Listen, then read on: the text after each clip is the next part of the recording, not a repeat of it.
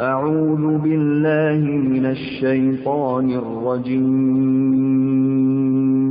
بسم الله الرحمن الرحيم الحمد لله رب العالمين الرحمن الرحيم مالك يوم الدين إياك نعبد وإياك نستعين اهدنا الصراط المستقيم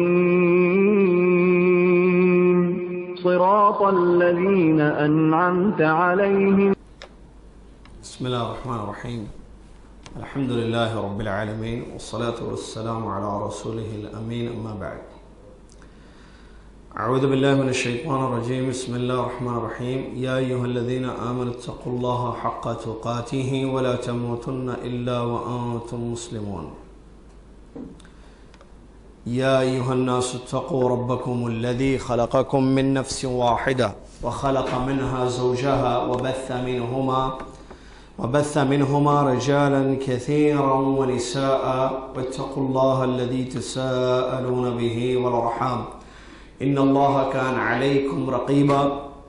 يا أيها الذين آمنوا اتقوا الله وقولوا قولا سديدا يصلح لكم أعمالكم ويغفر لكم ذنوبكم ومن يطع الله ورسوله فقد فاز فوزا عظيما. عن زيد بن خالد الجهني رضي الله عنه أن رجلا من أصحاب النبي صلى الله عليه وسلم توفي يوم خيبر فذكروا ذلك لرسول الله صلى الله عليه وسلم فقال صلى الله عليه وسلم صلوا على صاحبكم فتغيرت وجوه الناس لذلك فقال إن صاحبكم غل في سبيل الله ففتشنا متاعه فوجدنا خرزا من خرز اليهود لا يساوي درهمين أخرجه مالك وأبو داود والنسائي وابن ماجه والحاكم وأحمد بإسناد صحيح. تمام تعریفیں اللہ رب العالمین کے لیے ہے. وہ اللہ رب العالمین جو ہمارا خالق ہے، جس نے ہمیں اپنی بندگی کے لیے پیدا کیا ہے اور بندگی اور عبادت کا طریقہ سکھانے کے لیے اس نے اپنے آخری نبی محمد صلی اللہ علیہ وسلم کی بعثت فرمائی تاکہ عبادتیں خالص اس کے لیے کی جائیں اور نبی علیہ الصلاۃ والسلام کے طریقے پر کیے جائیں. سبحان اللہ و بحمدہ سبحان اللہ العظیم. اس کے بعد درود و سلام ہو اللہ کے آخری نبی محمد الرسول اللہ صلی اللہ علیہ وسلم کی ذات گرامی پر کہ جنہوں نے حدیث شریف میں یہ بات بیان فرمائی ہے جو چیز تمہیں ملی ہے وہ تم سے چھوٹ کر جانے والی نہیں تھی، اور جو چیز تم سے چوک گئی ہے یا تمہیں حاصل نہیں ہوئی ہے وہ تمہیں ملنے والے نہیں تھی. ما اصابک لم یکن لیخطئک وما اخطأک لم یکن لیصیبک. درود و سلام ہے ایسے نبی علیہ الصلاۃ والسلام پر جنہوں نے حدیث میں اس بات کی ہمیں تعلیم دی ہے کہ اگر کوئی چیز ہو جائے تو ہم یہ نہ کہیں اگر ایسا ہوتا تو ایسا ہوتا، بلکہ یوں کہیں قدر اللہ وما شاء فعل. اللہ نے مقدر کیا اور اللہ نے جو چاہا وہ ہوا. اللہم صلی علی محمد وعلی آل محمد کما صلیت علی ابراہیم وعلی آل ابراہیم انک حمید مجید. اللہم بارک علی محمد وعلی آل محمد کما بارکت علی ابراہیم وعلی آل ابراہیم انک حمید مجید. اس حمد و صلوات بر نبی علیہ الصلوۃ والسلام کے بعد آج 10 صفر 1435 ہجری مطابق 13 دسمبر 2013 عیسوی 14واں علمی دورہ مکتب شرق جدہ کے تحت چل رہا ہے، جس میں جنازے کے مسائل آپ کی خدمت میں پیش کیے جا رہے ہیں. اس سلسلے کی یہ 4تھی کلاس ہے. اس سے پہلے 3 کلاسیں ہو چکی ہیں جن کلاسوں میں جنازے کے مسائل آپ کی خدمت میں پیش کیے گئے، جیسے کہ مریض، کچھ بنیادی ابواب، کچھ بنیادی باتیں، جیسے کہ مریض کی، جیسے کہ موت اور اس کے لیے تیاری، مریض اور عیادت مریض کے مسائل، اور جنازے سے متعلق رکھنے والی چیزیں کہ موت کی قسمیں، آدمی کن حالتوں پر بڑھتا ہے، اور اچھی موت کی علامتیں یا حسن خاتمہ کی علامتیں، اسی طریقے سے میت کو غسل دینا کیسے، کس طریقے سے، اگر وہ مرد ہو یا عورت ہو، اس سلسلے میں حدیثیں جو آئی ہیں ان کی روشنی میں، اور میت کو تکفین یعنی کفن پہنانا، کس طریقے سے کفن پہنایا جائے گا، اور پھر جنازے کے پیچھے جانا، اس سلسلے میں کیا احادیث آئی ہیں اور کیا فضیلتیں ذکر کی گئی ہیں۔ اس کے بعد اگلا باب ہے ہمارا جو آج ہم پڑھیں گے، وہ ہے الصلاۃ علی الجنائز، نماز جنازہ کا بیان۔ پچھلے درس میں یا پچھلی کلاس میں جو کہ مسجد میں ہوئی تھی دعوت سینٹر کے، ہم نے آپ سے یہ کہا تھا کہ انشاءاللہ اگلا جو درس ہوگا، اگلی کلاس ہوگی جو قاعہ میں ہوگی، یہاں پر جو بھی ہو رہی ہے، اس میں پروجیکٹر پر آپ کو انشاءاللہ جنازہ یا میت کو غسل کیسے دینا چاہیے اور میت کو کفن کیسے پہنانا چاہیے، یہ انشاءاللہ آپ کو بتایا جائے گا۔ اس کے لیے ہم نے کوشش کی، بلکہ کچھ دیر تک بھی کوشش جاری رہی جیسا کہ آپ دیکھ رہے تھے، لیکن نہیں ہوا۔ آواز آ رہی تھی، پکچر ظاہر نہیں ہو رہی تھی پروجیکٹر پر، تو اس کے لیے ہم معذرت پیش کرتے ہیں، تاخیر بھی ہو گئی ہے وقت کی تھوڑی سی، عورتیں اور آپ بھی انتظار کر رہے تھے، حالانکہ پروجیکٹر پر جو چیز پیش کی جا رہی تھی وہ صرف مردوں کے لیے تھی۔ تو یہ چیز نہیں ہو پائی، کوشش ہم نے کی، اللہ نے نہیں چاہا، اللہ نے جو چاہا وہی ہوا، ہم نے جو چاہا وہ نہیں ہوا، اور ہم جو چاہتے ہیں وہ نہیں ہوتا، اللہ جو چاہتا ہے وہی ہوتا ہے۔ وما تشاءون الا ان یشاء اللہ رب العالمین، تم جو چاہتے ہو وہ نہیں ہوتا ہے، اللہ رب العالمین جو چاہتا ہے وہ ہوتا ہے۔ اور یہ کوشش ابھی نہیں، اس سے پہلے کل پرسوں جاری تھا، ساری چیزیں تیار ہیں، آپ آ جائیں بس پروجیکٹ تیار ہوگا، ہم سمجھے کہ ساری چیزیں تیار ہیں۔ بہرحال اللہ تعالیٰ جو ہے آسان کرے ہمارے لیے، اگلا جو درس ہوگا یا اگلی کلاس میں انشاءاللہ آپ کو یہ چیز بتائی جائے گی جو آج بتائی جانے والی تھی، ٹھیک ہے۔ حدیث میں نبی علیہ الصلوۃ والسلام نے 2 حدیثیں پیش کی سلسلے میں جو تقدیر سے تعلق رکھنے والی ہیں۔ جو چیز ملی ہے وہ چھوٹ کر جانے والی نہیں تھی، جو چیز چھوٹ کر چلی گئی ہے یا چھوٹ چکی ہے وہ ملنے والی نہیں تھی، اس پر ہمارا ایمان ہے۔ آج ہمارے مقدر میں پروجیکٹر پر غسل اور کفن کا طریقہ دیکھنا نہیں تھا، ٹھیک ہے، نہیں تھا مقدر میں، اسی لیے نہیں ہوا، کوشش آخری ہو گئی، لیکن وقت چونکہ نکلتا جا رہا، اس لیے ہم نے مناسب سمجھا کہ اس کو بند کر دیا جائے، اس کوشش کو، اور آئندہ کے لیے اس کو وہ کیا جائے، مؤخر کیا جائے، اور آئندہ جو ہے جو اس کے خاص ذمہ دار ہیں انہیں کو بلایا جائے گا۔ حالانکہ انہوں نے بتا دیا تھا، انہوں نے کہا تھا کہ سیکریٹری کو ہم نے سمجھا دیا ہے، بہرحال انہوں نے کہا کہ نہیں، انہوں نے مجھے کچھ بھی نہیں بتایا، تو ایسے بہرحال بس چیز ہو چکی ہے۔ تو قدر اللہ وما شاء فعل کہیں گے، جیسا کہ حدیث میں نبی علیہ السلام نے فرمایا کہ تم کوشش کرو وہ چیزیں جو تمہیں فائدہ پہنچانے والی ہوں، اور اگر تمہیں نقصان ہوتا ہے، کوئی چیز مشکل میں یا کوئی چیز ہوتی ہے، تو یہ نہ کہنا کہ اگر ہم ایسا کرتے تو ایسا ہوتا، اگر میں ایسا کرتا تو ویسا ہوتا، اگر مگر کے الفاظ یہ شیطانی عمل کو کھولنے والے ہیں، لہذا ایسے مت کہو، بلکہ یوں کہو قدر اللہ وما شاء فعل، اللہ نے مقدر کیا اور اللہ نے جو چاہا وہی ہوا، ٹھیک ہے۔ تو ہم آپ کی خدمت میں اس کی معذرت پیش کرتے ہیں، انشاءاللہ آئندہ کلاس میں وقت پر انشاءاللہ ساری چیزیں آپ کو دکھائی جائیں گی، چونکہ اس میں جو ہے یہ مردوں کے لیے ہے، جو پروجیکٹر پر جو چیز دکھائی جائے گی وہ صرف مرد کے لیے، اس لیے کہ جو غسل کا طریقہ بتایا جا رہا ہے، بتانے والا اور جو میت ہے وہ مرد ہے، ٹھیک ہے، میت جو ہے مرد ہے، تو اس کا جو ہے سوائے سطر کے باقی کے پیر یا پیٹ کا یا سینے کا حصہ سب کھلا ہوا ہے، وہ سب جو فلم ہے پروجیکٹر جس میں میت کا غسل کا طریقہ دکھایا جا رہا ہے اور کفن کا طریقہ، تو یہ مناسب نہیں ہے کہ خواتین اس کو دیکھیں. اسی لیے آج بھی ہم صرف آپ لوگوں کو دکھانے والے تھے، لیکن خبر یہ ملی کہ آج عورتیں زیادہ آئی ہیں، 60 یا اس سے بھی زیادہ تعداد تقریباً، جیسا کہ اطلاع ملی ہے 60 تک عورتیں آئی ہیں، جبکہ پچھلی 3 کلاسوں میں یہ عدد نہیں تھا. اور تو کیوں یہ مسئلہ ہوا ہے؟ کیونکہ بھئی یہ چیز ایک غسل کا اور کفن کا طریقہ دکھایا جا رہا ہے. یہ پچھلے جمعے سے مسئلہ چل رہا ہے، سمجھ رہے ہیں آپ؟ پچھلے جمعے سے چاہا تو ہو سکتا ہماری خواتین کو حرص ہوئی کہ ان کو خواہش ہوئی کہ چلو ہم بھی چل کر دعوت سینٹر میں کلاس وہ اٹینڈ کریں جس کلاس میں جو ہے پروجیکٹر پر یہ چیزیں دکھائی جا رہی ہیں. جبکہ ہونا یہ چاہیے کہ ہر کلاس میں آنا چاہیے خواتین کو. جو یہ 60 اب آئندہ دیکھیں یہ تعداد انشاءاللہ حسن ظن ہے، انشاءاللہ امید ہے کہ یہ خواتین جو آج آئی ہیں آئندہ بھی آئیں گی. حالانکہ آئندہ ان کو دیکھنے کو نہیں ملے گا، سننے کو ملے گا، سنایا جائے گا، دکھایا نہیں جائے گا. جیسا کہ کیونکہ میت جو ہے وہ مرد ہے، اسی لیے تو امید کہ جو ہے یہ خواتین آئندہ بھی آئیں گی. جبکہ آپ کو معلوم ہونا چاہیے کہ اس دورے کے بارے میں مسجد عزیزیہ میں جو دروس ہمارے ہوتے ہیں، عزیزیہ سے جہاں سے آپ آئے ہیں یا تعلق ہے، تو وہاں دروس میں یہ چیز بتائی گئی ہے. اور فیس بک پر جو ہمارا آفیشیل پیج ہے اس پیج پر یہ چیز ڈالی گئی ہے.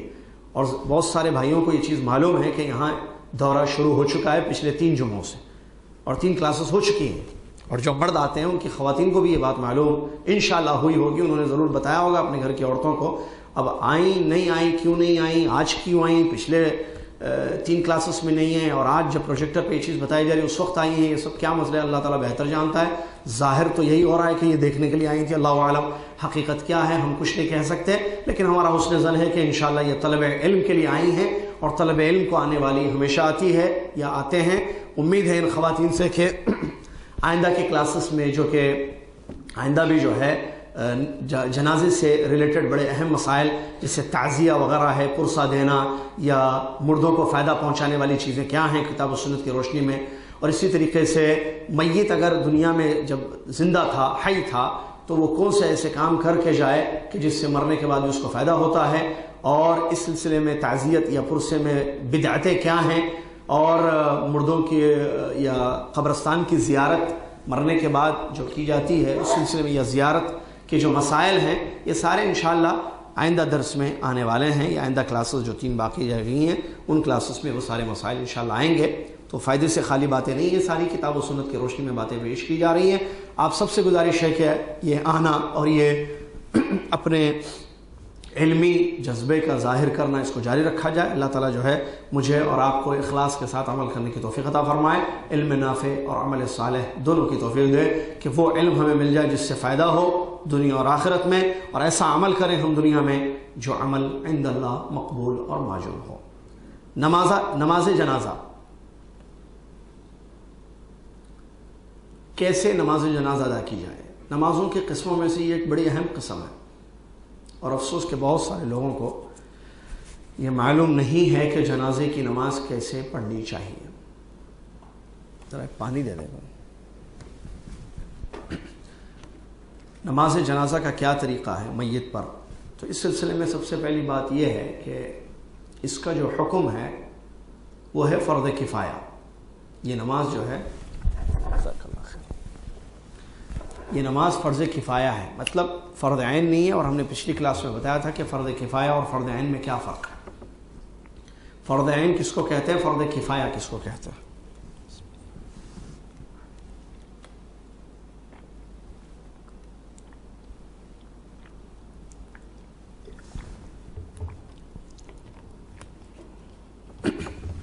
فرض عین کا مطلب ہوتا ہے بعین ہی ہر شخص پر، ہر مسلمان پر وہ چیز فرض ہے. جیسے نمازیں ہیں، دنیا میں جتنے مسلمان ہیں عاقل بالغ ان سب پر نماز فرض ہے عین. فجر، ظہر، عصر، مغرب، عشاء، مرد، عورت، غلام، آزاد، غریب، امیر، ہر بالغ مرد عورت پر فرض ہے. کون سا نماز ہے؟ جو 5 وقتہ نمازیں پڑھی جاتی ہیں اس کو بولتے ہیں فرض عین.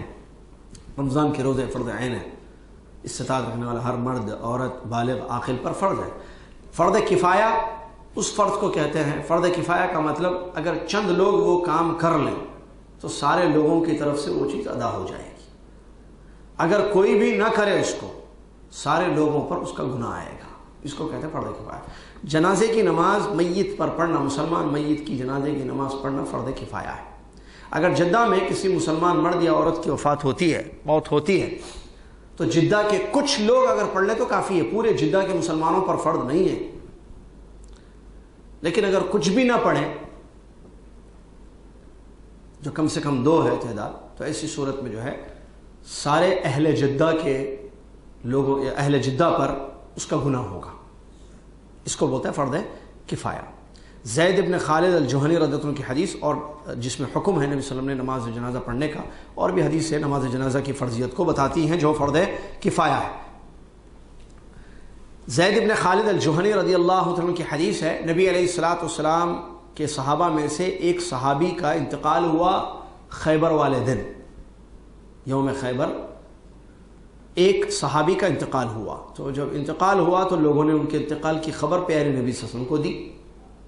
تو نبی علیہ الصلوۃ والسلام نے فرمایا صلوا علی صاحبکم، تم اپنے ساتھی کی نماز جنازہ پڑھو. عام طور پر یہ ہوتا کہ نبی علیہ الصلوۃ والسلام کو جب اطلاع دی جاتی تو نبی علیہ الصلوۃ والسلام آتے اور جنازے کی نماز پڑھاتے. یہاں جب اس واقعے میں نبی علیہ الصلوۃ والسلام کو ان کی موت کی خبر دی گئی تو آپ نے یہ نہیں فرمایا کہ میں آ کر نماز پڑھاؤں گا، یا آپ تشریف نہیں لائے، بلکہ آپ نے یہ حکم دیا کہ تم پڑھ لو. تو لوگوں کے چہرے بدل گئے. کیا ماجرا ہے، کیا ماجرا ہے، کیا مسئلہ ہے کہ نبی علیہ الصلوۃ والسلام حکم دے رہے ہیں ہمیں پڑھنے کا اور خود نہیں آ رہے ہیں پڑھنے کے لیے. تو نبی علیہ الصلوۃ والسلام نے فرمایا کہ یہ میت کے بارے میں خبر دی کہ یہ جس کی جنازے کی بات ہو رہی ہے اس نے جو ہے اللہ کے راستے میں خیانت کی ہے. اس خیانت کی وجہ سے نبی علیہ الصلوۃ والسلام نماز جنازہ پڑھنے کے لیے نہیں تشریف لائے، بلکہ ساتھیوں کو حکم دیا کہ پڑھ لو. تو نبی علیہ الصلوۃ والسلام نے خبر دی. تو جب اس کا سامان میت کا تلاش کیا گیا تو اس میں جو ہے ایک چیز ملی جو یہودیوں کی تھی. یہ خیبر کا واقعہ ہے، اور وہاں جو جنگ ہوئی تھی وہاں یہودی قبائل آباد تھے خیبر میں. تو ایک معمولی سی چیز ملی جو ہے تقریباً 2 درہم اس کی قیمت ہوتی تھی. وہ اس نے جو ہے غائب کی تھی یا خیانت کی تھی، رکھ لیا تھا. کس نے؟ جس کی میت ہے. خیانت ہے. تو یہ چیز جائز نہیں ہے کہ کسی کا سامان بغیر اس کے لے لیا جائے یا اس کو غائب کیا جائے. تو یہ نبی علیہ الصلوۃ والسلام نے اس خیانت کے عوض یہ بات بیان فرمائی کہ تم اپنے ساتھی کی نماز جنازہ پڑھ لو، اور خود نبی علیہ الصلوۃ والسلام پڑھنے کے لیے تشریف نہیں لائے. یہ حاکم کی روایت ہے، اور ابو داؤد مسند احمد میں بھی حدیث آئی ہے جو صحیح سند سے واقع ہے. اس حدیث شریف سے 2 باتیں معلوم ہوئیں. ایک بات تو نماز جنازہ کی مشروعیت کہ نماز جنازہ پڑھنا ہے، اور اس کے علاوہ بہت ساری ایسی حدیثیں ہیں جن حدیثوں سے یہ بات ثابت ہے کہ نبی علیہ الصلوۃ والسلام نے جنازے کی نماز پڑھی ہے یا پڑھنے کا حکم دیا. خود پڑھی ہے، جیسے کہ حمزہ رضی اللہ عنہ کی یا شہدائے احد کی، ٹھیک ہے، خود پڑھی ہے یا پڑھنے کا حکم دیا ہے. تو پڑھنا یا پڑھنے کا حکم دینا دونوں دلیل ہے اس بات کی کہ یہ چیز مشروع ہے اور شرعاً اس کا جواز ملتا ہے نماز جنازہ کا. دوسری بات جو اس حدیث شریف سے معلوم ہوئی وہ ہے خیانت کا نقصان. اس آدمی نے خیانت کی، یہودیوں کی چیزیں لیں، چھپا لیا اس کو، اور موت واقع ہو گئی. تو نبی علیہ الصلوۃ والسلام نماز جنازہ پڑھنے کے لیے تیار نہیں ہے. اللہ اکبر. لیکن پڑھنے کا حکم دے رہے ہیں کیونکہ مسلمان ہے، ظاہر بات ہے گنہگار، اس نے غلطی کی ہے. تو اس غلطی کی وجہ سے، اس گناہ کی وجہ سے اس کی نماز جنازہ ترک نہیں کی جائے گی. بغیر جنازے کے، بغیر نماز کے اس کو دفن نہیں کیا جائے گا، بلکہ کچھ پڑھیں گے. لیکن پیارے نبی علیہ الصلوۃ والسلام جو لوگوں کے لیے اسوہ ہیں، اسوہ حسنہ ہیں، آئیڈیل ہے، تو نبی علیہ الصلوۃ والسلام نے نماز ادا نہیں کی. خیانت حرام ہے، اسلام میں جائز نہیں، جیسے کہ دھوکہ، خیانت، چوری یا جھوٹ، یہ سارے گناہ ہیں جیسا کہ معلوم ہے، اور ان چیزوں سے بچنا ہر مسلمان مرد عورت کے لیے ضروری ہے. اور اس کی وعید اس حدیث سے معلوم ہوتی ہے کہ ایسے کام کرنے والے کی نماز جنازہ جو علماء ہیں یا ذمہ دار ہیں یا اسوہ ہیں، لوگوں کے لیے قدوہ ہیں، وہ لوگ اس سے اجتناب کریں، تاکہ جو ہے لوگ اس قسم کی برائیوں میں ملوث نہ رہیں، اپنی زندگیوں کو اس قسم کی چیزوں سے محفوظ رکھیں یا اس قسم کی چیزوں سے اس کو دور رکھیں۔ تو یہ ہے پہلی حدیث اس سلسلے میں۔ اس کے علاوہ نماز جنازہ کا جو صحیح طریقہ حدیث سے ثابت ہے اور جو اللہ کے نبی علیہ السلام نے ادا کیا ہے وہ کچھ اس طریقے سے۔ اس نماز جنازہ میں خاص طور سے اس نماز کے لیے نہ اقامت کہی جاتی ہے اور نہ اذان ہوتی۔ پہلا مسئلہ، جیسے عام طور پر جو نمازیں ہوتی ہیں اس کے لیے اس کے لیے اذان بھی ہوتی ہے اور اقامت بھی ہوتی ہے، اور بات جب خیانت کی آئی ہے تو ہم اللہ سے ڈریں۔ خیانت کا جو ہوتا ہے، خیانت بہت ساری چیزوں میں ہوتا ہے۔ ایک ہوتا ہے علمی خیانت، آپ کو معلوم ہے اور چھپا رہے ہیں آپ چیز، یہ علمی خیانت ہے، جائز نہیں ہے کہ آپ کے پاس مسئلے کا علم ہے لیکن آپ دنیاوی کسی غرض کے لیے اس مسئلے کو چھپا رہے ہیں، لوگوں کے سامنے بیان نہیں کر رہے ہیں آپ اس کو۔ حدیث معلوم ہے لیکن حدیث بیان نہیں کر رہے ہیں، یہ علمی خیانت ہوتی ہے۔ اس کے علاوہ خیانتیں کیا ہیں؟ جیسی چیزیں ہیں، لوگ کوئی بھی دنیاوی چیزوں کو جو ہے چھپانا اور اس کو بتانا نہیں یا اس کو ادا نہیں کرنا، امانتوں میں خیانت کرنا۔ نبی علیہ الصلوۃ والسلام کی حدیثیں اس بات کو بتاتی ہیں کہ قیامت کی نشانیوں میں سے ایک نشانی یہ ہے کہ خیانت بہت زیادہ ہوگی،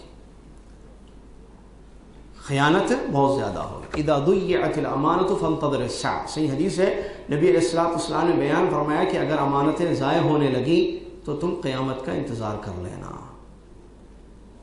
اس کی ایک شکل یہ بھی ہے امانت میں خیانت کی کہ نااہلوں کو کرسی دی جائے گی، یعنی ذمہ داری کا حق ہر آدمی کے پاس نہیں ہوتا ہے، ہر شخص اہل نہیں ہوتا ہے، کسی کے پاس اہلیت ہوتی ہے، کسی کے پاس اہلیت نہیں ہوتی ہے۔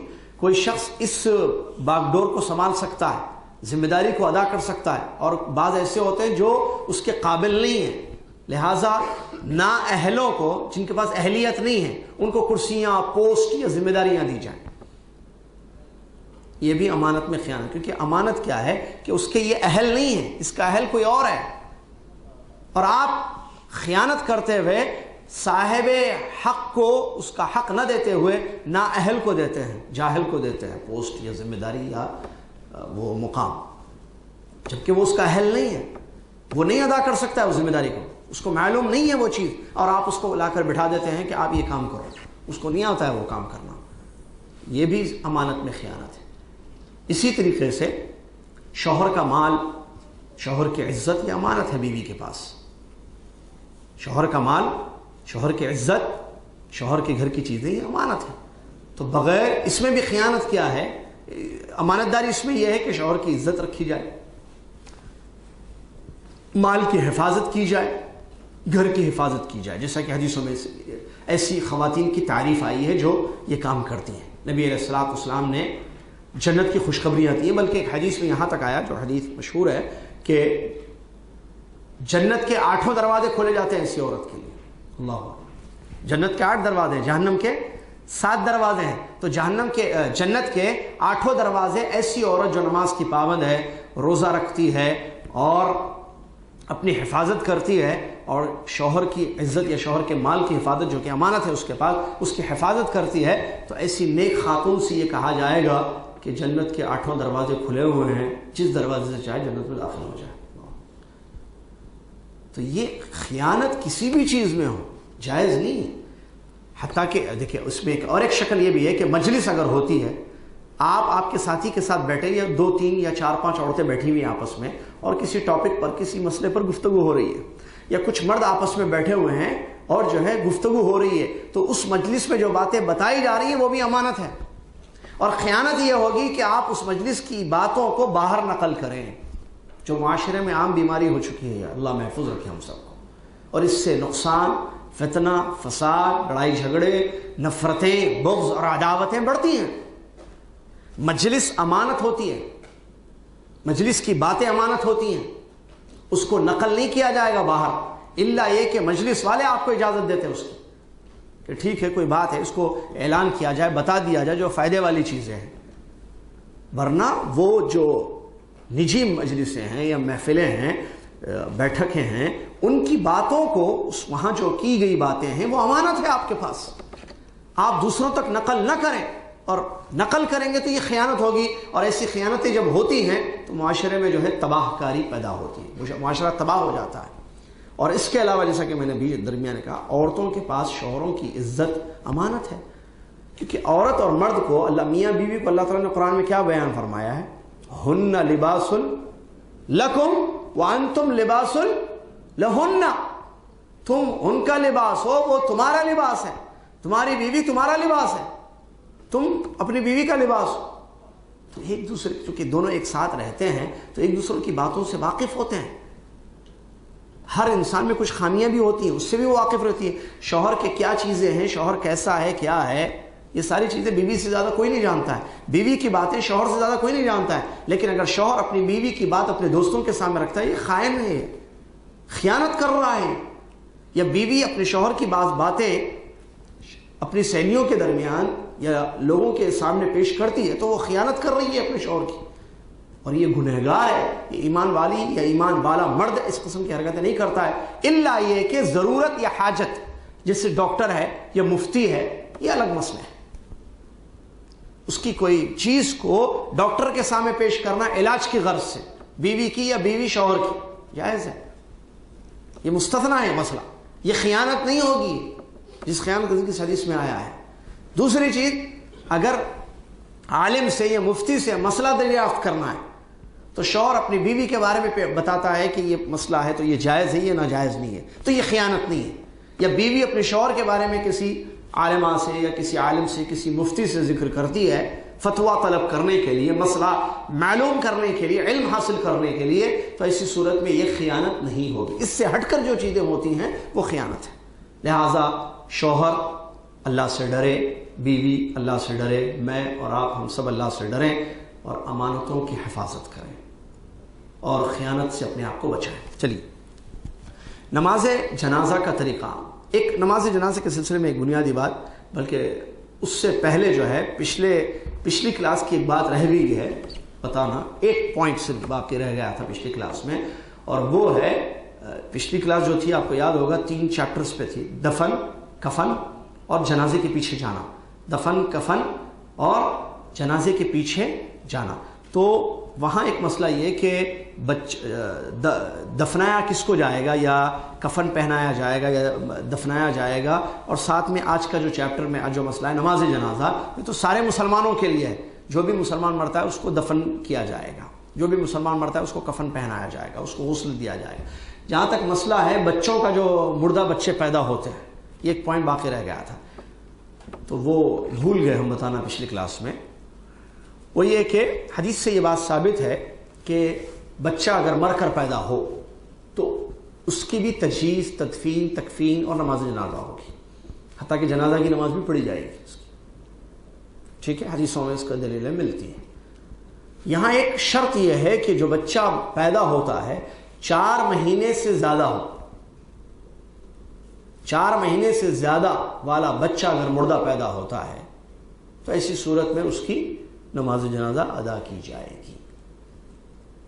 یعنی 5 مہینے کا بچہ تھا، حمل 5 مہینے کا ضائع ہو گیا، یا 6 کا یا 7 کا، 4 سے زیادہ، 4 سے کم، جیسے 1 مہینے کا حمل تھا گر گیا، یا 2 مہینے کا، 3 مہینے کا، تو ایسے 4 یا اس سے زیادہ کا حمل اگر نکلتا ہے باہر مردے کی شکل میں، جو بھی اس کی حالت ہو، تو اس کی جنازہ پڑھی جائے گی۔ حدیثوں کی روشنی میں یہ بات موجود ہے اور علماء کا اس سلسلے میں جو ہے فتویٰ بھی ہے۔ چلیے، اس کے علاوہ ایک دوسرا اہم مسئلہ، عام طور پر ہمارے یہاں ایک چیز یہ ہے کہ جنازے کی نماز مردوں پر ہے، عورتوں پر نہیں، یعنی فرض کفایہ ہے مردوں کے لیے، عورت نماز جنازہ ادا نہیں کرے گی، یہ ہمارے یہاں ایک چیز پھیلی ہوئی ہے۔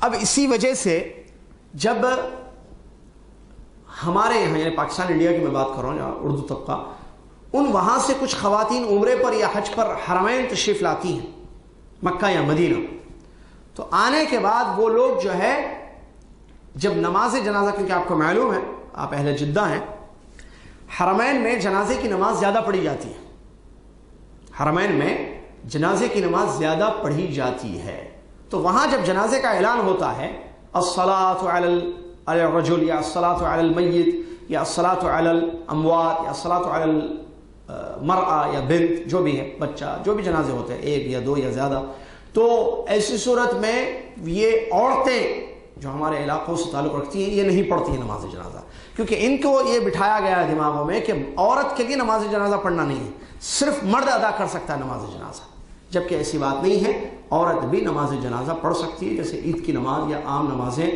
یا جمعہ کی نماز وہ اس پر فرض نہیں ہے، لیکن وہ آ کر اگر جمعہ کی نماز پڑھنا چاہے، مسجد میں خطبے کا نماز کا اہتمام ہے اور پردہ ہے، کوئی خطرہ نہیں ہے، تو ایسی صورت میں کیا وہ جمعہ کی نماز مسجد میں مردوں کے ساتھ جماعت میں پڑھ سکتی ہے؟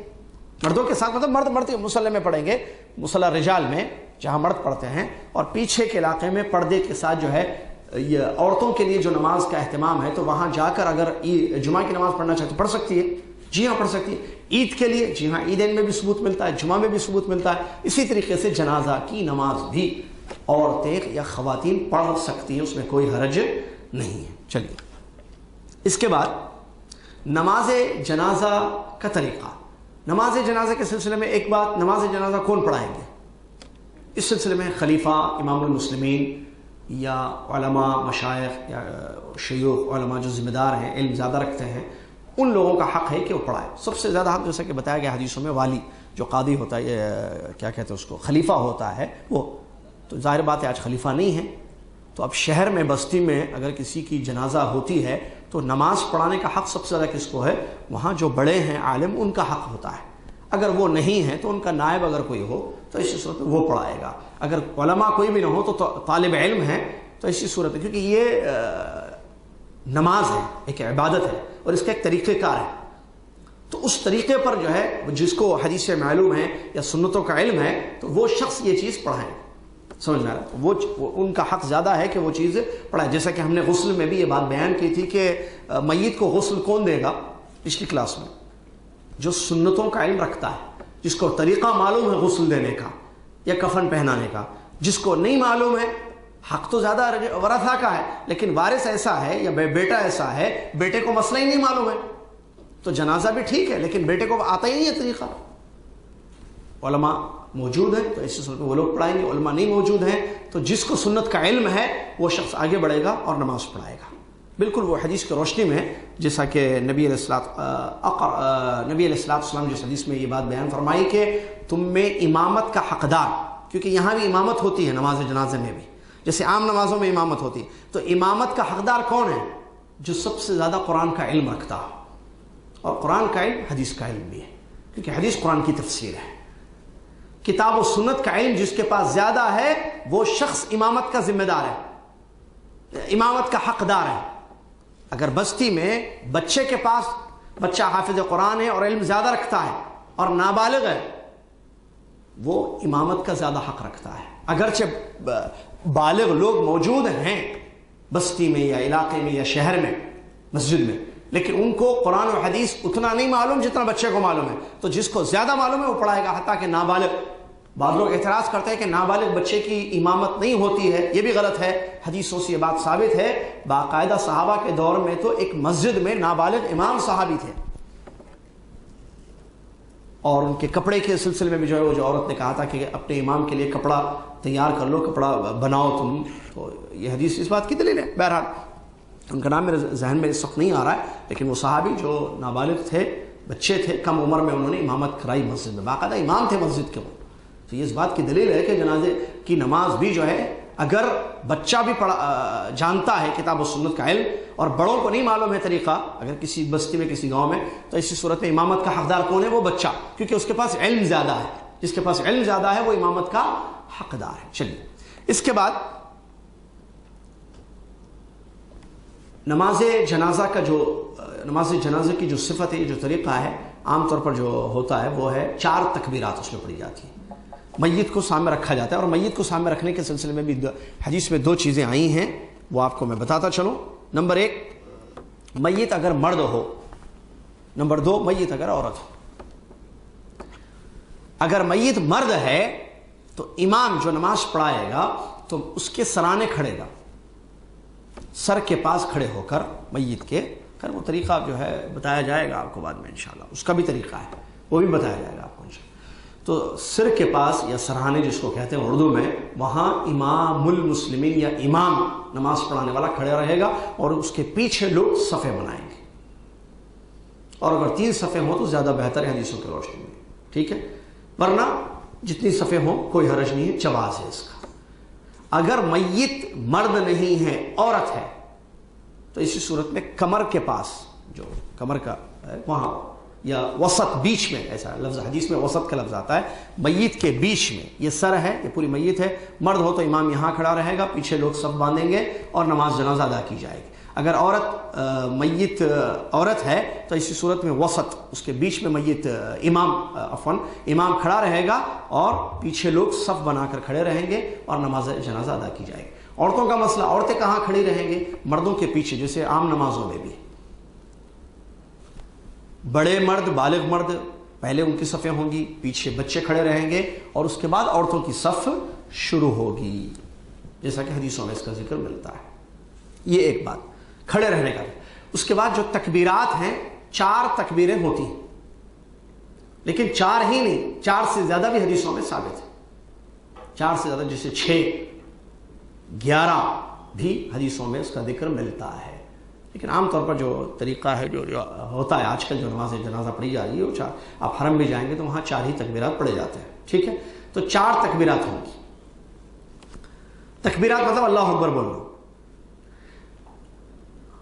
ہر تکبیرات پر رفع الیدین کرنا ہے یا نہیں کرنا ہے؟ رفع الیدین کہتے ہیں ہاتھوں کو اٹھانا، کان کے برابر یا کندھوں کے برابر۔ رفع الیدین، ہاتھوں کو، دونوں ہاتھوں کو اٹھانا کندھوں کے برابر یا کان کی لولکیوں کے برابر، ایسے یا ایسے۔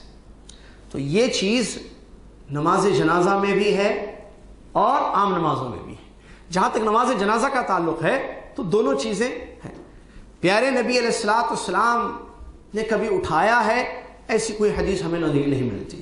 خود نبی علیہ الصلوۃ والسلام کا عمل رفع الیدین نماز جنازہ میں پہلی تکبیر کو چھوڑ کر، جہاں تک پہلی تکبیر تکبیرۃ الاحرام بولتے ہیں اس کو، تکبیر تحریمہ، تکبیر تحریمہ، یعنی وہ تکبیر جو حرام کرتی ہے، لفظی معنی اس کا، کیونکہ اللہ اکبر جب بولیں گے آپ تو حرام ہو جائے گا کھانا پینا، چلنا اٹھنا، بات کرنا، حرکتیں کرنا، جو جائز امور ہیں، اسی لیے اس کو تکبیر تحریمہ کہتے ہیں۔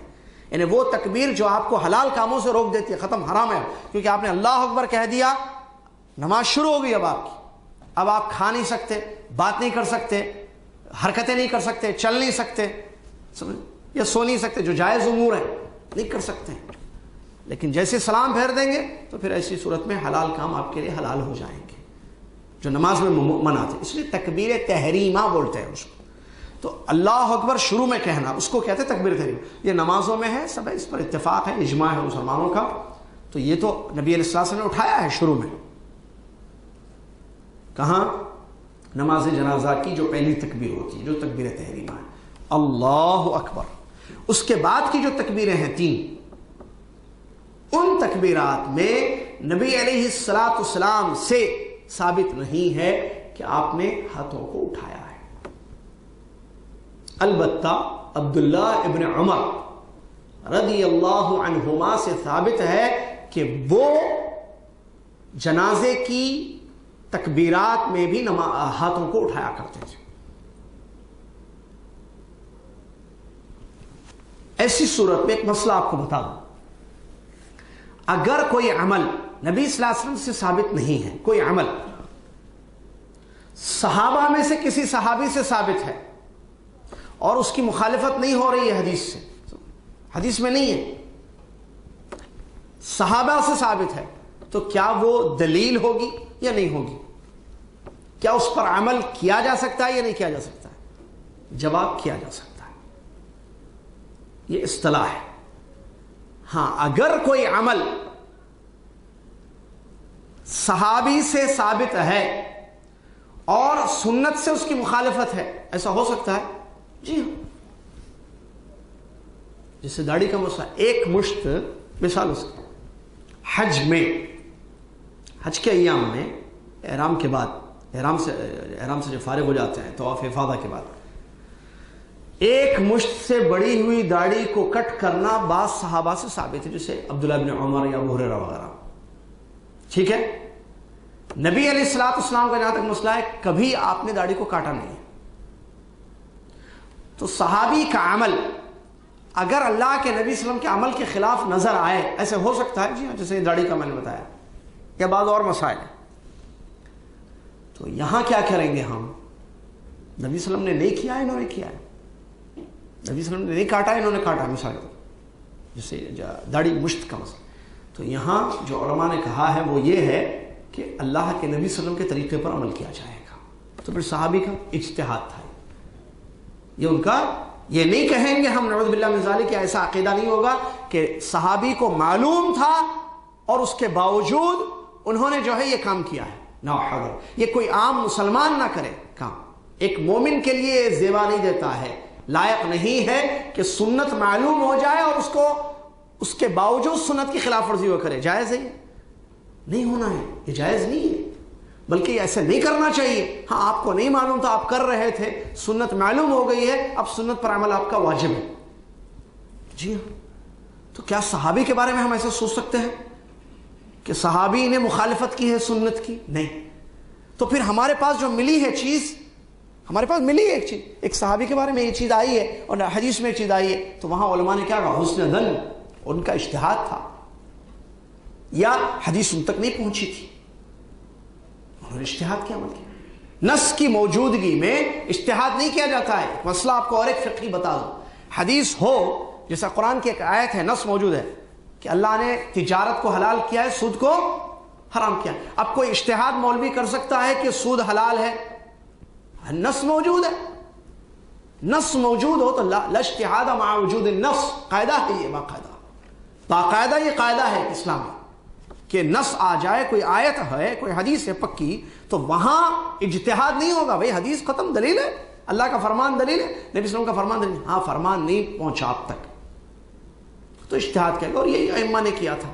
امام حنیفہ رحمۃ اللہ علیہ کے جو اجتہادات ہیں، نصوص نہیں پہنچے ان تک، اجتہاد کیا انہوں نے. اسی لیے کہا کہ اگر کسی کے پاس رسول اللہ صلی اللہ علیہ وسلم کی حدیث مل جائے جو میرے فتوے کے خلاف ہو تو حدیث پر عمل کرنا، میری بات کو چھوڑ دینا. کہاں فرمایا نا امام حنیفہ رحمۃ اللہ علیہ نے؟ بلکہ یہاں تک فرمایا کہ کسی صحابی کی بات اگر میری بات کے خلاف نظر آئے، آپ کو کسی صحابی کا قول مل جائے، فتویٰ مل جائے جو میرے فتوے کے خلاف ملتا ہے، تو میری بات کو چھوڑ دینا، صحابی کے فتوے کو لے لینا. یہ کیوں کہا؟ کیونکہ ان کو نہیں ملا، ہو سکتا ان کے شاگردوں کو وہ چیز مل جائے، اسی لیے آپ نے کہا. اور ایسے کیا جیسے کہ ان کے مشہور شاگرد عصام بن یوسف بلقی رحمۃ اللہ علیہ کا فتویٰ ہے رفع الدین کے سلسلے میں. ہمارے امام حنیفہ رحمۃ اللہ علیہ کے پاس حدیثیں نہیں ملی تھی، ہمارے پاس حدیثیں ملی ہیں، لہٰذا ہم فتویٰ دے رہے ہیں کہ رفع الدین کرنا چاہیے. اور خود امام حنیفہ رحمۃ اللہ علیہ نے نہیں کیا ہے کیونکہ ان تک وہ حدیثیں نہیں پہنچی تھی. تو حدیث پہنچ جائے اس کے بعد اجتہاد نہیں ہوتا ہے، حدیث نہیں ملنے کی وجہ سے اجتہاد ہوتا ہے. تو یہاں یہ رفع الدین کا جو مسئلہ ہے، عبداللہ بن عمر کا عمل دلیل ہے. اگر کوئی رفع الدین کرنا چاہے اور جو 3 تکبیریں کہی جاتی ہیں نماز جنازہ میں، تو اسی صورت میں وہ کر سکتا ہے، جسے عیدین کے سلسلے میں بھی یہی مسئلہ ہے. ٹھیک ہے. اور اگر کوئی نہیں کرتا ہے تو کوئی بات نہیں، لیکن کرنے کا جواز ہے. رفع الدین یعنی دونوں ہاتھوں کو دوسری تیسری چوتھی تکبیرات میں اٹھانا، چونکہ عبداللہ بن عمر رضی اللہ عنہما سے ثابت ہے، لہٰذا کوئی اٹھانا چاہے تو اس حدیث کی روشنی میں وہ اٹھا سکتا ہے. کوئی نہیں اٹھانا چاہے تو کوئی بات نہیں. البتہ ایک چیز جو غلط ہے وہ یہ ہے نگاہوں کو آسمان کی طرف اٹھانا. لوگ ایسے اٹھاتے ہیں. اللہ اکبر، ظاہر بات ہے امام 4 تکبیریں نماز جنازہ میں ہوتی ہیں، مطلب 4 مرتبہ اللہ اکبر کہا جاتا ہے. پہلی مرتبہ اللہ اکبر، آپ نے ہاتھ اٹھا دیا، آپ نے ہاتھ باندھ دیا، اور ہاتھ باندھنا ہی صحیح ہے. ٹھیک ہے. چلیے پھر اس کے بعد جو ہے دوسری مرتبہ اللہ اکبر کہتے ہیں. تو جو ہاتھ اٹھائیں گے ٹھیک ہے، ابن عمر رضی اللہ عنہ کی حدیث دلیل ہے، اٹھائیں گے. جو نہیں اٹھائیں گے وہ خاموش رہیں گے، چہرے کو آسمان کی طرف نہیں اٹھائیں گے، جیسے کہ عام طور پر جنازے میں دیکھا گیا اور عیدین کے موقع پر لوگ جو ہے آسمان کی طرف نگاہ اٹھاتے ہیں ایسے، اللہ اکبر اللہ اکبر. صحیح ہے نہیں، بلکہ حدیث میں یہ غلط ہے. حدیثوں میں وعید آئی ہے کس کی؟ اس شخص کی جو نماز میں اپنی نگاہوں کو آسمان کی طرف اٹھاتا. اللہ تعالیٰ کہیں اندھا نہ بنا دے اس کو. وعید ہے، یہ نہیں کرنا چاہیے، غلط کام ہے. پھر نگاہ نیچے رہنی چاہیے نماز میں سلام پھیرنے تک. ٹھیک ہے. چلیے پہلی تکبیر میں اللہ اکبر کے بعد کیا پڑھنا چاہیے؟ سورہ فاتحہ. جو حدیث میں طریقہ ہے، ثنا نہیں، جو عام نمازوں میں ثنا پڑھی جاتی ہے. ثنا دعائیں ثنا ہی نہیں جو نماز سے سورہ فاتحہ سے پہلے جو دعائیں پڑھی جاتی ہیں نماز جنازہ میں نہیں پڑھی جائے گی، بلکہ صرف سورہ فاتحہ پڑھی جائے گی نماز جنازہ میں پہلی رکعت، عفواً پہلی تکبیر کے بعد، پہلی مرتبہ جو اللہ اکبر بولتے ہیں اس کے بعد امام سورہ فاتحہ پڑھیں گے، مقتدی بھی سورہ فاتحہ پڑھیں گے. کیا طریقہ ہے؟ اور یہ نمازوں میں بھی ہے عام، امام کے پڑھنے کے بعد یا امام کے پیچھے، امام کے ساتھ نہیں یا امام کے پڑھنے سے پہلے نہیں. مثال امام سورہ فاتحہ پڑھ لے اس کے بعد آپ سورہ فاتحہ پڑھیں، یا امام کے پیچھے امام کہے الحمدللہ رب العالمین، آپ کہیے الحمدللہ رب العالمین. امام نے کہا الرحمن الرحیم، آپ کہیے. یہ ظاہر بات ہے یہ جہری نمازوں میں ہوتا ہے، سری نمازوں میں نہیں پڑھیں گے. اور جنازے کی نماز سری سنت سے ثابت ہے. کیا مطلب؟ بآواز بلند نہیں پڑھی جائے گی. سری نماز یہ سنت ہے، یہ افضل ہے، یہ بہتر ہے زیادہ. ٹھیک ہے، چلیے. اس کے بعد امام ضم سورہ پڑھیں گے، کوئی اور سورہ بھی پڑھیں گے سورہ فاتحہ کے بعد. پیچھے مقتدی صرف سورہ فاتحہ پڑھ کر خاموش رہیں گے. دوسری مرتبہ امام اللہ اکبر کہیں گے، دوسری مرتبہ امام اللہ اکبر کہیں گے تو ہم بھی اللہ اکبر کہیں. ہاتھ اٹھانا کسی کو ہاتھ اٹھائیں، کوئی حرج نہیں، ابن عمر نے بتا دیا، لیکن نگاہ نہیں اٹھائیں. دوسری مرتبہ جو اللہ اکبر کہا جائے گا اس کے بعد کیا پڑھیں گے؟ درود ابراہیمی جو حدیث سے ثابت ہے، جو نماز میں تشہد میں ہم پڑھتے ہیں، اللہم صلی علی محمد وعلی آل محمد کما صلیت علی ابراہیم اللہم بارک علی محمد، جو درود ہے یہ پڑھیں گے دوسری تکبیر کے بعد. پھر اللہ اکبر کہیں گے امام تیسری تکبیر. تیسری تکبیر میں کیا پڑھیں گے؟ وہ دعا جو حدیث سے ثابت ہے، جو نماز جنازہ کی دعا ہے، اور اردو میں جو حصن المسلم وغیرہ کتابیں ہیں اس میں آپ کو ملے گی دعا، جو لمبی دعا ہے، تھوڑی سی یاد کر لیں انسان. بلکہ اہتمام ہونا چاہیے، بچپن میں ان چیزوں کو یاد دلانا چاہیے. بچے گھروں میں ہوتے ہیں تو ان دعاؤں کو یاد دلانا چاہیے، جیسے نماز جنازے کی دعا، کھانے پینے کی دعائیں، سوتے وقت سونے سے پڑھنے کی دعائیں، سونے سے پہلے پڑھنے والی دعائیں، سو کر اٹھنے کے بعد دعائیں، کپڑا پہننے کی دعا، نیا کپڑا پہننے کی دعا، گھر سے باہر نکلنے کی دعا، گھر میں داخل ہونے کی دعا، سواری کی دعا، سفر کی دعائیں. ٹھیک ہے، نیا چاند دیکھ کر پڑھنے کی دعا، بیمار یا کسی مبتلا کو دیکھ کر پڑھنے کی دعائیں، سب دعائیں ہیں. چھینک آئے تو کیا پڑھے، کیا کہے، اور خود کو چھینک آئے تو وہ کیا کہے، کوئی اور اس کے سامنے چھینکتا ہے تو اس کو کیا دعا دے. یہ سب کیا ہے؟ سکھانا چاہیے بچوں کو. دعائیں ہیں، اہتمام ہے. بچپن میں سکھا دیں گے ہمیشہ یاد رہے گا. اب حالت کیا ہے بچپن میں، نہ گھر میں اماں ابا سکھائے، نہ استاد جو قرآن پڑھانے کے لیے آتے تھے وہ سکھائے. اب وہ حج کرنے کے لیے حرم جاتا ہے تو سمجھ میں نہیں آتا کہ کیا پڑھوں. اللہ اکبر خاموش بیٹھتا ہے، اللہ اکبر. بعض کو تو میں نے کہا نا نماز جنازہ کا طریقہ بھی نہیں آتا ہے، اللہ اکبر اللہ اکبر. لوگوں کو دیکھ کر عمل کرتے ہیں. نہ صرف نماز جنازہ، اس کے علاوہ بہت سارے عمل، جیسے کہ حج کے بہت سارے کام بھی لوگ جو ہے لوگوں کو دیکھ کر کرتے ہیں. وہ جو کریں گے ویسے ہی کرتے ہیں. کیوں؟ انہوں نے حج کا طریقہ نہیں سکھا ہے، انہوں نے نماز جنازہ کا طریقہ نہیں سکھا ہے، جو کہ بہت معمولی ہے، آسان ہے، مشکل نہیں ہے. لیکن اس کے لیے جو سیکھنا چاہے، جو علم حاصل کرنا چاہے، تو یہ جو نماز جنازہ کی دعا ہے یہ پڑھنا چاہیے. اور اس سلسلے میں جیسا کہ شیخ بن باز رحمۃ اللہ علیہ نے اپنی کتاب الدروس المہمہ لعامۃ الامہ میں بیان کیا ہے، دعائیں دو قسم کی ہیں، ایک بڑوں کے لیے، بچوں کے لیے. بچوں کو پڑھنے والی دعائیں الگ ہیں، جو حصن مسلم میں ہے، یاد کر لیں آپ اس کو اور یاد کر کے اس کو پڑھیں. بچہ اگر ہے، جنازہ بچے کا نابالغ ہے، جو ظاہر بات ہے شادی شدہ نہیں ہوگا نا، اس کے لیے ایک الگ دعا ہے.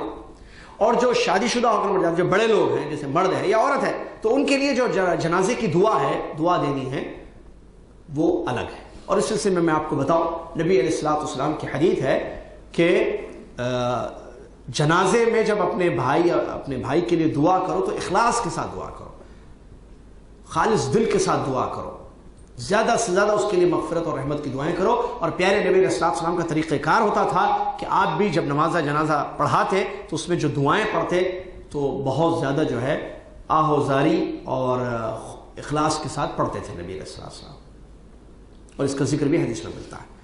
اب اگر کوئی نماز جنازہ کے لیے کھڑا ہوا ہے اور اس کو دعا نہیں یاد ہے، کیا کرے گا؟ وہ خاموش رہے گا، کوئی اور چیز پڑھے گا، سورہ وغیرہ پڑھے گا؟ نہیں، یا تو دعا پڑھیے یا خاموش. اگر دعا یاد نہیں ہے تو یہ کیسے جیسے کوئی نیا مسلمان ہوا ہے اس کو نہیں معلوم دعا بھی یاد نہیں کیا ہے. اللہم اغفر لہ، کم سے کم اتنا تو کہو. اللہم اغفر لہ وارحمہ، اتنا تو سب کو پتا ہے. اے اللہ اس کو بخش دے، اللہ اس پر رحم فرما دے، اتنا تو وہ اللہم اغفر لہ وارحمہ. پوری دعا اللہم اغفر لحینا ومیتنا وشاہدنا وغائبنا وذکرنا وانثانا یہ نہ یاد ہو تو کم سے کم اللہم اغفر لہ اللہم ارحمہ اتنے الفاظ تو وہ کہہ سکتا ہے. کہہ کر خاموش ہو جائے، وہ انتظار کرے اگلی تکبیر کا. ٹھیک ہے. اس کے بعد جو کتنی ہوگی؟ 3 تکبیریں ہوں گی. پہلی تکبیر میں سورہ فاتحہ پڑھی جائے گی، ثنا نہیں، اور امام ہے تو اس کے ساتھ ضم سورہ پڑھے گا.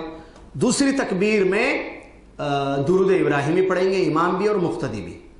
تیسری تکبیر میں نماز جنازہ کی جو دعا حدیثوں سے ثابت ہے بچوں کے لیے بڑوں کے لیے وہ پڑھی جائے گی جیسی میت ہو. چوتھی تکبیر میں سلام پھیرا جائے گا. بس چوتھی مرتبہ جو تکبیر ہوگی اللہ اکبر، اس میں سلام پھیرا جائے گا. سلام پھیرنے کے بھی 2 طریقے ہیں، ایک سلام 2 سلام، دونوں حدیثوں سے ثابت ہے. دونوں حدیثوں سے ثابت ہے. جی ہاں، دونوں حدیثوں سے. ایک مرتبہ سلام پھیرا ہے نبی صلی اللہ علیہ وسلم نے، اسی لیے آپ دیکھیں گے کہ حرمین میں جو ایک مرتبہ سلام پھیرتے ہیں یہ اسی حدیث پر عمل کرتے ہوئے جو نبی صلی اللہ علیہ وسلم سے ثابت ہے کہ آپ نے تسلیمتاً واحدہ کا لفظ ملتا ہے حدیث میں، کہ آپ نے جنازہ کی نماز پڑھائی اور چوتھی تکبیر میں ایک سلام کیا، السلام علیکم ورحمۃ اللہ سے کھڑے کھڑے. جیسا کہ معلوم ہے یہ نماز ایسی ہے کہ جس میں جھکتا نہیں آدمی، رکوع یا سجدہ نہیں ہے اس نماز میں، کھڑے رکھ کر ہی پڑھتے ہیں سب، اس میں رکوع اور سجدہ نہیں. معلوم ہے یہ چیز. تو ایک مرتبہ سلام پھیریں گے، یہ ثابت ہے. اگر امام ایک مرتبہ سلام پھیرے تو مقتدی ان کی اقتداء میں ایک مرتبہ سلام پھیرے گا. ویسے نہیں جیسے مخالفت امام کی کرتے ہیں بعض لوگ، امام السلام علیکم ورحمۃ اللہ کہتا ہے تو پیچھے والے لوگ ارے یہ کیا ہے بھائی، یہ حرم کا مسئلہ ہی الگ ہے، تو وہ کیا کہتا ہے یہ جو ہے السلام علیکم ورحمۃ اللہ حرم میں امام حرم کہتا ہے تو یہ السلام علیکم ورحمۃ اللہ السلام علیکم. امام نے ایک سلام پھیرا ہے تو آپ امام کے اقتداء میں نماز پڑھ رہے ہیں، آپ کتنی مرتبہ پڑھیں گے؟ اگر امام 2 مرتبہ سلام پھیرے السلام علیکم ورحمۃ اللہ السلام علیکم ورحمۃ اللہ، آپ کیا کریں گے؟ 2 مرتبہ سلام پھیرے. یہ حدیثوں سے ثابت ہے کیونکہ امام کی اقتداء. امام رکوع میں جو حدیث میں فرمایا نبی صلی اللہ علیہ وسلم نے امام قیام کرے تو تم قیام کرو، امام رکوع کرے تو تم رکوع کرو، امام سجدہ کرو تو تم سجدہ کرو. تو امام کی اقتداء ہے، امام جو کرے اس کے بعد، امام سے پہلے بھی نہیں کرنا، امام کے بعد بھی نہیں کرنا. زیادہ تاخیر بھی کرنا غلط ہے اور جلدی کرنا بھی غلط ہے اور مخالفت بھی غلط ہے. امام کچھ کر رہا ہے آپ کچھ کر رہے ہیں، یہ حدیثوں کے خلاف، یہ مخالفت ہے اور یہ جائز نہیں ہے. تو یہ نماز جنازہ کا طریقہ تھا. ایک مرتبہ پھر 4 تکبیریں ہیں اس سلسلے میں، تو اس سے زیادہ بھی ثابت ہے جیسا کہ ہم نے کہا. پہلی تکبیر اور ان تکبیرات میں رفع الدین کرنا یا رفع الدین نہیں کرنا دونوں صحیح ہیں. پہلی مرتبہ جب تکبیر ہوگی تو صرف سورہ فاتحہ پڑھی جائے گی مقتدی کے لیے ثنا کے علاوہ، امام سورہ فاتحہ کے ساتھ ضم سورہ پڑھے گا. دوسری تکبیر ہوگی درود ابراہیمی پڑھی جائے گی. تیسری تکبیر میں نماز جنازہ کی دعا پڑھی جائے گی. چوتھی تکبیر میں سلام پھیرا جائے گا. اگر ایک سے زیادہ جنازے ہوں تو کیا ایک نماز ان کی پڑھی جائے گی یا الگ الگ پڑھی جائے گی؟ دونوں جائز. اگر الگ الگ پڑھنا ہے تو نبی صلی اللہ علیہ وسلم نے الگ الگ بھی پڑھی ہے احد کے میدان میں، تو اسی صورت میں وہ بھی صحیح ہے. جیسے ایک میت کے پڑھ لیے اور اس کے بعد دوسری میت کو سامنے رکھا گیا، ان کی نماز جنازہ پڑھی گئی. یا تمام جو اموات ہیں ان کو ایک جگہ، تمام جنازوں کو ایک جگہ، جیسے حرم میں بھی ہوتا ہے دیکھا، یہ حدیثوں سے ثابت ہے. نبی علیہ الصلوۃ والسلام نے شہداء کی ایک ساتھ بھی نماز جنازہ ادا کی، ایک جگہ پورا، یعنی ایک ساتھ رکھیں پورے جنازے. جیسے 5 جنازے ہیں یا 6 ہیں یا 3 ہیں یا 4 ہیں تو سب کو ایک جگہ رکھا جائے گا. اور اچھا اس میں مرد عورت دونوں ہو تو مرد کی جنازہ سامنے رکھنا، یہ بھی علماء کا فتویٰ ہے. جیسے ایک مرد ہے ایک عورت ہے، دونوں کی جنازہ ہے، تو کیا کریں گے؟ سامنے پہلے کس کو رکھیں گے؟ مرد کے جنازہ کو، پیچھے عورت، اور نماز پڑھی جائے گی. تو اکٹھی نماز پڑھنا بھی جائز ہے. اسی طریقے سے ایک اور ایک اہم مسئلہ ہے اس سلسلے میں. ایک آدمی بے نمازی تھا یا گنہگار تھا، اس کی نماز جنازہ پڑھی جائے گی یا نہیں پڑھی جائے گی؟ پڑھی جائے گی. وہ گنہگار تھا، اس کا گناہ اس کے حوالے. ہاں یہاں البتہ علماء نے جو کہا نبی صلی اللہ علیہ وسلم کی حدیثوں کی روشنی میں، جو زید بن خالد رضی اللہ عنہ کی حدیث آپ نے پڑھی سنی ابھی شروع میں، کہ جو ذمہ دار ہوتے ہیں وہ نہ پڑھیں. جیسے علماء ہیں وہ احتیاط کریں. کوئی عالم ہے، قاضی ہے، مفتی ہیں، وہ نہ پڑھیں تاکہ لوگوں کو جو ہے ڈر ہو کہ گناہ کریں گے تو امام صاحب نماز ہی نہیں پڑھیں گے ہماری، یہ علماء نے کہا ہے۔ لیکن مسلمان، عام مسلمان اس کی نماز پڑھیں گے، بغیر نماز کے جو ہے ایسی چھوڑا نہیں جائے گا، اس کو نماز پڑھی جائے گی، حتیٰ کہ گنہگار بھی ہو تب بھی۔ اچھا، ایک آدمی شرک کرتا تھا تب نہیں فتوے دے رہے ہیں، ایک آدمی شرک پر مر گیا، شرک کرتا تھا، مسلمان شرک کرتا تھا یا بدعات کا شکار تھا، مثال دوں بدعت کی، کوئی فاتحہ دلاتا تھا مثال کے طور پہ ایک آدمی، تو کیا اس کی نماز جنازہ پڑھی جائے گی یا نہیں پڑھی جائے گی؟ جی پڑھی جائے گی۔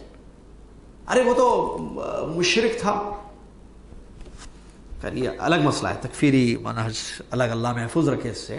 ایک آدمی غلطیاں کرتا تھا، جیسے شرک کرتا تھا، بدعت کرتا تھا، اس کا معاملہ اللہ کے حوالے ہے، لیکن ہم اس کے ساتھ جو سلوک کریں گے وہ مسلمانوں والا سلوک کریں گے، جیسے اس کا غسل ہوگا، اس کا کفن ہوگا، اس کی نماز جنازہ ہوگی، اس کو دفن کیا جائے گا، جو آگے آ رہا ہے دفن۔ یہ نہیں کہ اس کی میت کو چھوڑ دیں گے جانوروں کے حوالے، نعوذ باللہ من ذالک، پرندوں کے حوالے، نہیں، بلکہ دفن کیا جائے گا مسلمانوں کے قبرستان۔ قرآن میں اللہ تعالیٰ نے فرمایا نا کہ کسی کافر مشرک کے پر آپ نماز جنازہ مت پڑھیں، رسول صلی اللہ علیہ وسلم کو روکا گیا۔ جی ہاں، یہ مسئلہ صحیح ہے، کافر اور مشرک کی نماز جنازہ نہیں پڑھی جائے گی، یا منافق کی، باقاعدہ آیت اتری نبی صلی اللہ علیہ وسلم پر، لیکن کس کی؟ یہ کافر کی۔ مشرک یہ تو مسلمان ہے، مسلمان اگر شرک کرے، اب یہ ایک الگ مسئلہ ہے، کبھی اس پر دورہ ہوگا تو بتائیں گے ہم انشاءاللہ، کیا ہر شرک کرنے والا مسلمان کو مشرک کہنا صحیح ہے؟ نہ،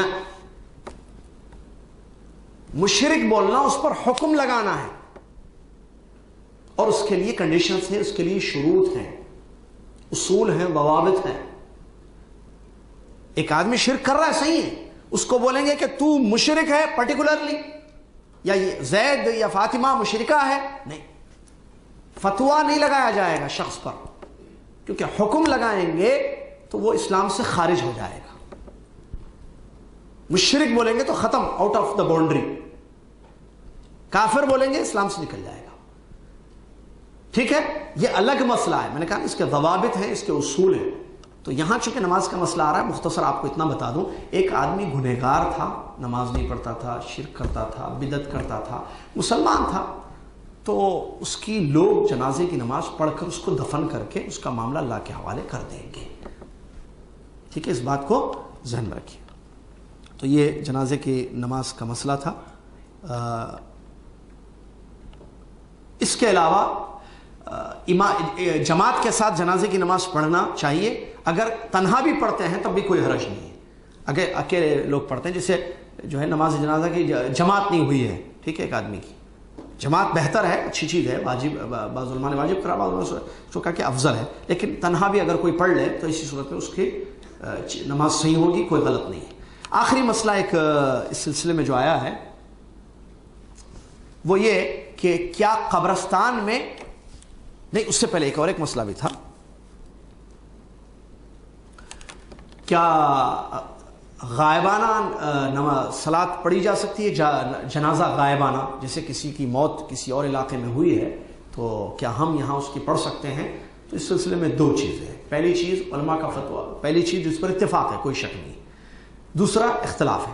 اتفاق جس چیز پر ہے، اگر کسی مسلمان کی موت کسی علاقے میں ہوئی ہے اور وہاں لوگ اس کی نماز جنازہ نہیں پڑھے ہیں، جیسے کافر تھے، ٹھیک ہے، کہیں مسلمان وہاں موت ہو گیا، مسلمان بہت کم تھے، یا وہ ایک ہی مسلمان تھا، یا جو ہے وہاں کی گورنمنٹ کافروں کی تھی اور نماز جنازہ سے روکتی تھی، اور اس کی جنازہ کی نماز نہیں پڑھی گئی ہے اس شہر میں، اس بستی میں، اور دوسری بستی والوں کو اطلاع ملی ہے کہ وہاں ہمارے بھائی یا بہن کی موت واقع ہو گئی ہے، تو یہ لوگ غائبانہ جناز پڑھیں گے، جیسے نجاشی کی حدیث دلیل ہے، معلوم ہے نا نجاشی کا واقعہ، نبی علیہ السلام کو خبر ہوئی، نبی علیہ السلام ملک حبشہ کا جو بادشاہ تھا، تو وہاں نماز جنازہ نہیں پڑھی گئی تھی نجاشی، تو نبی علیہ السلام کو اطلاع ملی، تو نبی علیہ السلام نے امامت کرائی باقاعدہ، جیسا صحابہ کہتے ہیں جس میں آیا کہ جیسے ہم ایسا سمجھ رہے تھے جیسے نجاشی جو ہے کہ جنازہ ہمارے سامنے ہے، ایسا باقاعدگی کے ساتھ جو ہے امامت کرا کے پیچھے صفیں ہوئی ہیں،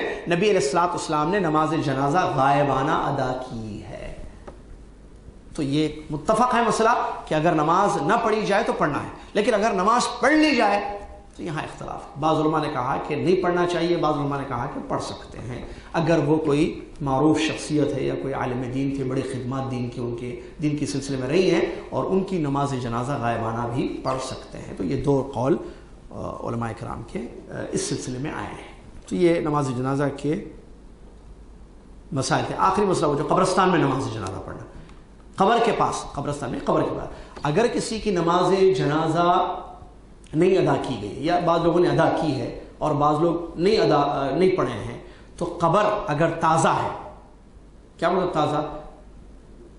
یعنی ابھی کل انتقال ہوا تھا، پرانا نہیں ہے، بہت زیادہ پرانا، تو بعض علماء نے یہ شرط رکھی، بعض علماء نے کہا کہ نہیں پرانی بھی ہے تو کوئی حرج نہیں ہے قبر کے پاس جا کر پڑھنا، لیکن بعض علماء نے جیسے کہ شیخ البانی رحمۃ اللہ علیہ ہیں ایک کتاب میں لکھا کہ اگر وہ تازہ ہے تو اسی صورت میں جو ہے اس کو پڑھنا ہے، موت ہوئے بہت دن نہیں ہوئے، عرصہ نہیں گزرا ہے، تو اسی صورت میں پڑھ سکتے ہیں۔ اور اس کی دلیل کیا ہے؟ نبی علیہ الصلوۃ والسلام کی حدیث اس کی دلیل ہے۔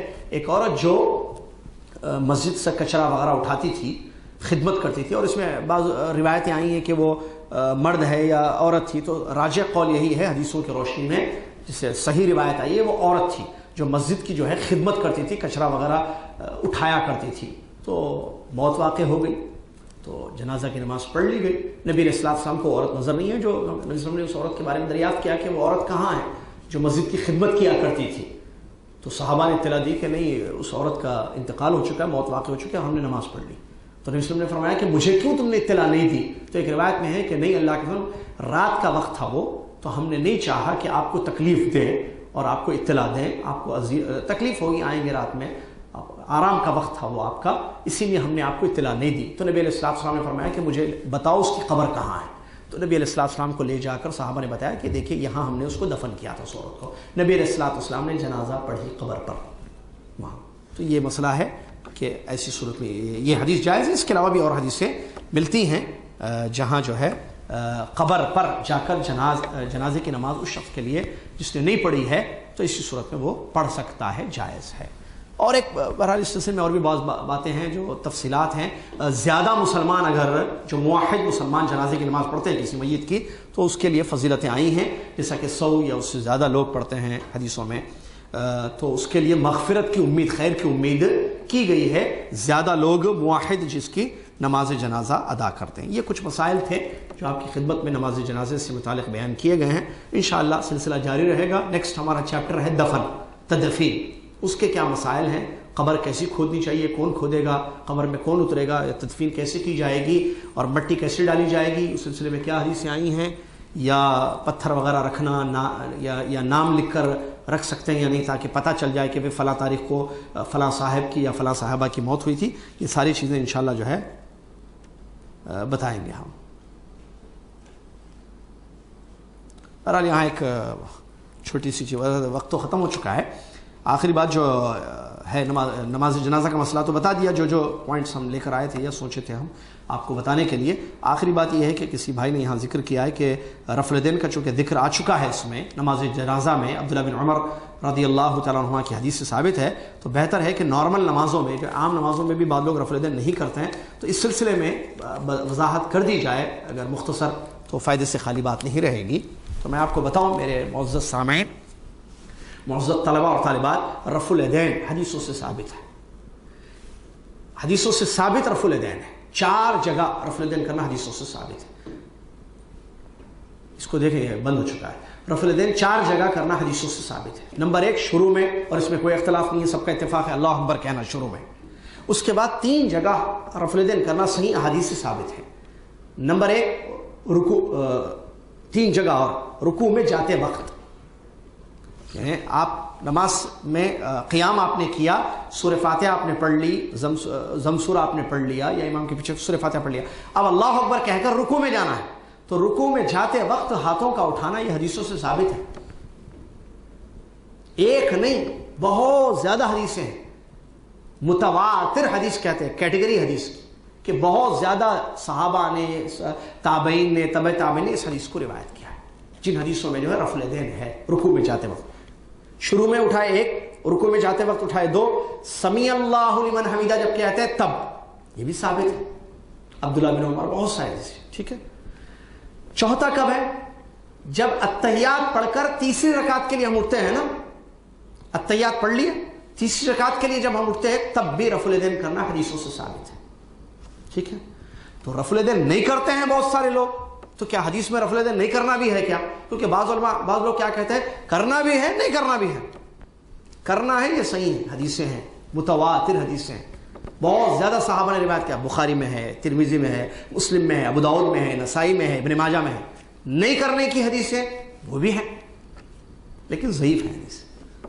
उसमें एक मशहूर हदीस पेश की जाती है आमतौर पर, तिरमिज़ी की रिवायत है, और उसके रावी हैं अब्दुल्लाह बिन मसऊद रज़ियल्लाहु तआला। कहते हैं कि मैंने नबी अलैहिस्सलाम को नमाज में देखा कि शुरू में उन्होंने रफ़ुल यदैन किया, उसके बाद नहीं किया। ऐसे इस हदीस की मैंने की है तहक़ीक़, आप भी कर लें। जब इस हदीस की तहक़ीक़ की गई जो तिरमिज़ी की रिवायत है, तो हदीस ऐसी पूरी सही नहीं है। इमाम तिरमिज़ी खुद कहते हैं हदीस ये सही नहीं, इन अल्फाज से साबित नहीं है, बल्कि हदीस इतनी सही है कि अब्दुल्लाह बिन मसऊद कहते हैं मैंने शुरू में नबी सल्लल्लाहु अलैहि वसल्लम को रफ़ुल यदैन करते हुए देखा है, बस उसके बाद नहीं किया है। ये अल्फाज ऐड है, बाद में दाखिल किए गए, रिवायत में नहीं है ये अल्फाज, सही रिवायत। और ये जो रिवायत है, जो सही अल्फाज कि मैंने रसूलुल्लाह सल्लल्लाहु अलैहि वसल्लम को शुरू में रफ़ुल यदैन करते हुए देखा है, इससे यह साबित नहीं होता कि उसके बाद आपने नहीं किया है। यह साबित हो रहा है नहीं, उन्होंने शुरू में देखा है, बता दिया। अब लोग अल्लाह से नहीं डरते हैं, यहां तक कहते हैं अब्दुल्लाह बिन मसऊद जो है पहली सफ में नमाज पढ़ते थे, करीब पढ़ते थे, लिहाजा उन्होंने ये कहा है कि मैंने शुरू में करते हुए देखा है, उसके बाद नहीं किया है नबी सल्लल्लाहु अलैहि वसल्लम ने, लिहाजा रफ़ुल यदैन नहीं करना सही है। ये किसी मुफ्ती ने कहा है। अल्लाह से नहीं डरते लोग। अब्दुल्लाह बिन मसऊद करीब पढ़ते थे नमाज, और दूसरे साहबा दूर पढ़ते थे नमाज। क्या बात है? मसला है कि रफ़ुल यदैन करना हदीस में है या नहीं करना है।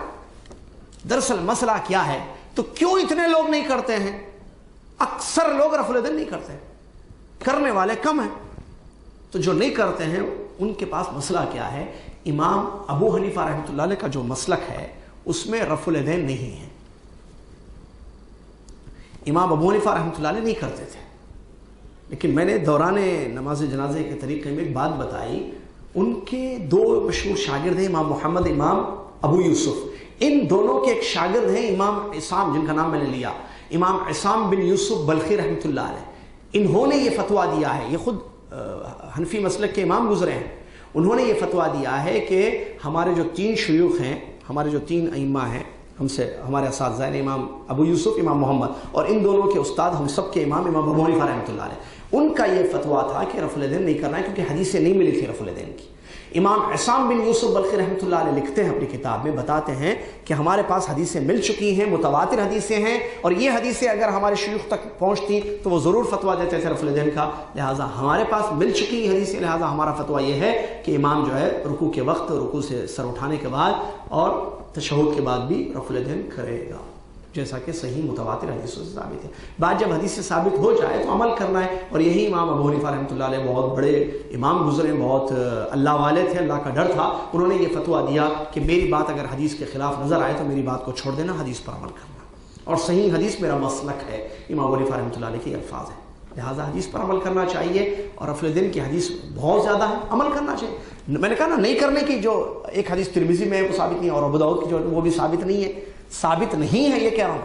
ये नहीं कह किया भी है, नहीं किया है। जैसे बाद लोग ये कहते हैं कि शुरू हयात में नबी सल्लल्लाहु अलैहि वसल्लम ने किया था, आखिर में छोड़ दिया था, इसकी दलील नहीं है मेरे भाई। ये बातें तो हैं, लोग कहते हैं, लेकिन हदीस से कहीं दलील नहीं है। और वो बात जो अवाम में फैलाई गई है वो तो बेहुदी बात है बिल्कुल, कि वो मुनाफिकीन आते थे शुरू में, पीछे वो लोग जो है कंधों में, क्या बगलों में अपने बुतों को छुपा कर लाते थे ऐसे मस्जिद में नमाज पढ़ने के। तो रफ़ुल यदैन करने का हुक्म दिया ताकि जो है पता चल जाए कौन कौन मुनाफिक है।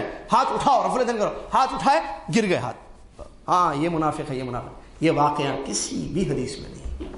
और मेरे भाई वाक़या ये कैसा वाक़या, बगल में कोई बुत रख कर आए, शुरू में जो पहली मरतबा अल्लाह अकबर उठाएगा तो नहीं गिर जाएंगे बुत, تو پھر دوسری مرتبہ اٹھاؤ کہ کیوں بولا گیا ان کو؟ عقل میں بھی نہیں آتی بات کہ ایسا واقعہ ہوا ہوگا کوئی.